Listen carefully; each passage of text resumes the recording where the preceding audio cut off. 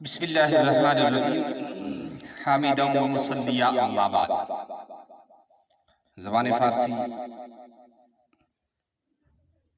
کے سبق میں اور لیکچر میں آپ سب کا خیر مقدم۔ السلام علیکم ورحمۃ اللہ وبرکاتہ۔ آج ہم مصدر کے بارے میں آپ کو بتائیں گے اور فعل کے بارے میں۔ نمبر 1 مصدر کیا ہے، نمبر 2 فعل کیا ہے، اور فعل ماضی خاص طور سے کیا ہے، اور مصدر کی علامت کیا ہے۔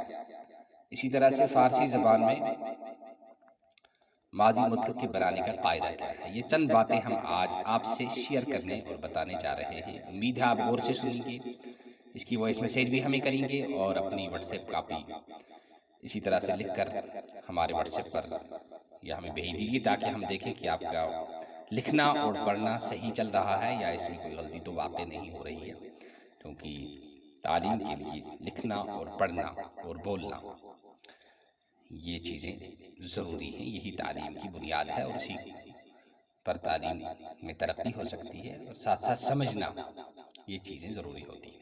تو مصدر دیکھیے، مصدر اور ان سے فقرے۔ مصدر وہ اسم ہے جو خود کسی سے نہ نکلے اور اس سے دوسرے اسماء نکلتے ہیں، یعنی اس کا کوئی ماں باپ نہیں ہوتا لیکن اس کے بچے ہوتے ہیں، ایسے سمجھ لیجیے آپ۔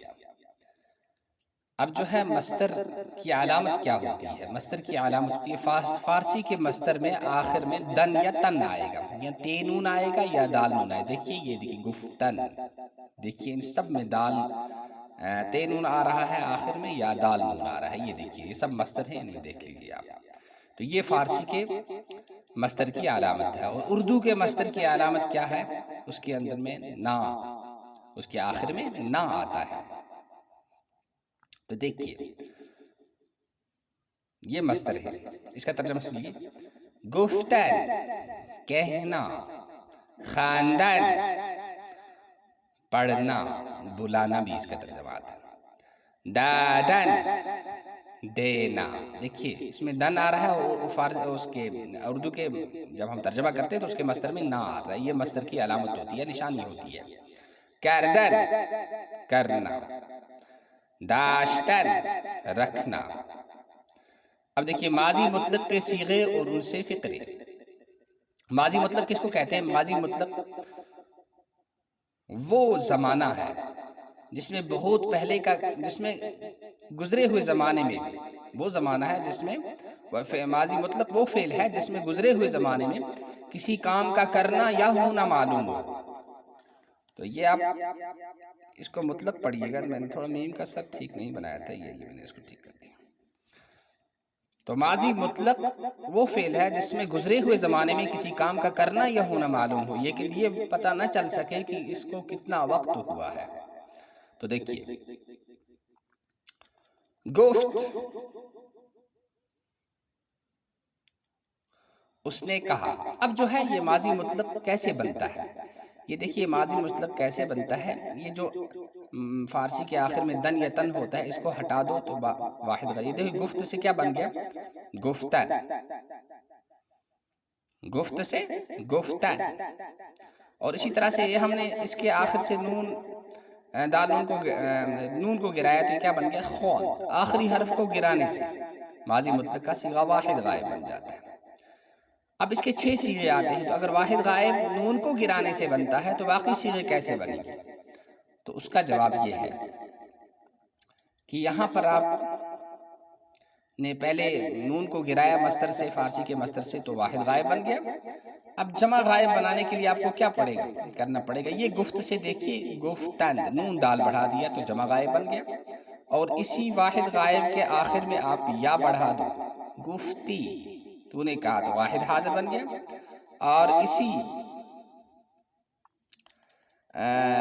واحد غائب کے آخر میں، واحد غائب کے آخر میں یہ دال بڑھا دو تو جمع حاضر بن جائے گا۔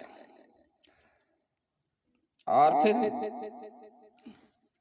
ایک چیز ہم یہاں لکھنا بھول گئے ہیں، یہ جو ہے گفتے اور گفتر،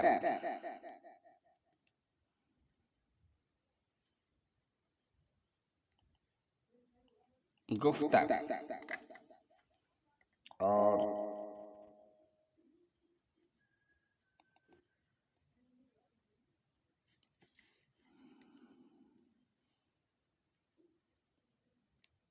گفتہ،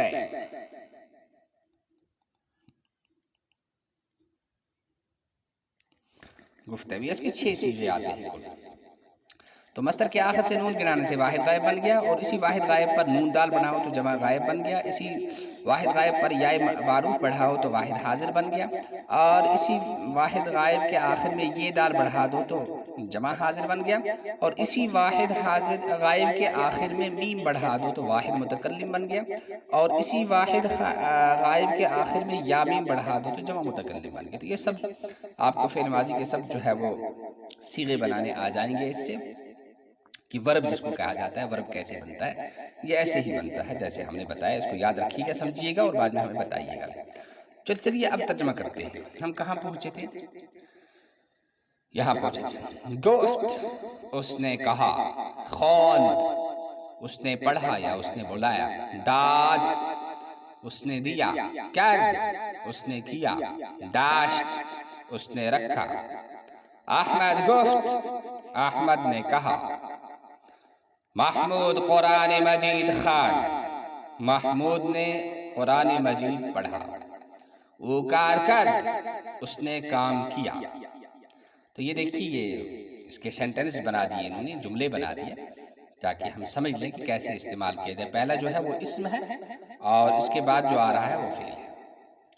اب مزید کچھ سینٹنسز ہمیں بتا رہے ہیں۔ پیسرے من روزہ داشت، میرے لڑکے نے روزہ رکھا، برادرش زکات داد، اس کے بھائی نے زکات دی۔ اب دیکھیے فعل ماضی صیغہ، یہ فعل ماضی ہے، یہ صیغہ ہے، یہ اس کا ترجمہ ہے۔ ہم نے لکھ کر بھی بتا دیں، پہلے بتا دیں۔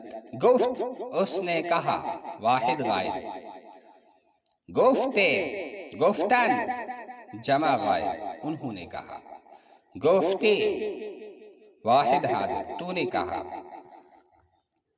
شاید نقطہ صحیح سے دکھائی نہیں رہا، یہ دیکھیے، گفتے، جمع حاضر، تم نے کہا، گفتم، واحد متکلم، ہم لکھنا بھول گئے، آپ لکھ کر ہمیں بھیج دیجیے۔ واحد متکلم یعنی جو خود بولنے والا ہے اس کو متکلم کہتے ہیں۔ میں نے کہا، گفتین، ہم نے کہا، جمع متکلم۔ یہ یاد رکھنے کی بات ہے کہ فارسی کی زبان جو ہے اس میں صرف 6 ہی صیغے آتے ہیں، اور مذکر مؤنث یعنی میل فیمیل کا کوئی فرق نہیں ہوتا ہے، محاورہ دونوں کے لیے یکساں استعمال ہوتا ہے۔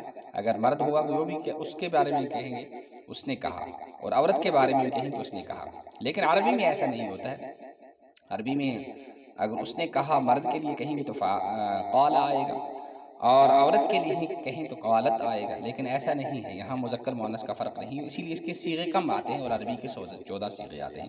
اللہ تعالیٰ ہمیں صحیح پڑھنے، صحیح سمجھنے اور اس کی نشر و اشاعت کرنے اور اس پر عمل کرنے کی توفیق نصیب فرمائے، اخلاص کی دولت سے مالا مال فرمائے، تمام مسلمانوں کو، تمام انسانوں کو اپنے حکم پر چلنے کی توفیق نصیب فرمائے، اور سب کو اپنا پیارا بنائے، اور ہمارے ایمان کی، مال کی، جان کی، عزت کی، آبرو کی، اور سامعین اور ناظرین کی اور ویورز کی حفاظت فرمائے۔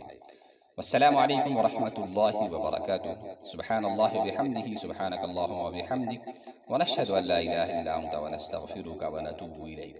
سبحان ربک رب العزة عما یصفون، وسلام علی المرسلین، والحمد للہ رب العالمین۔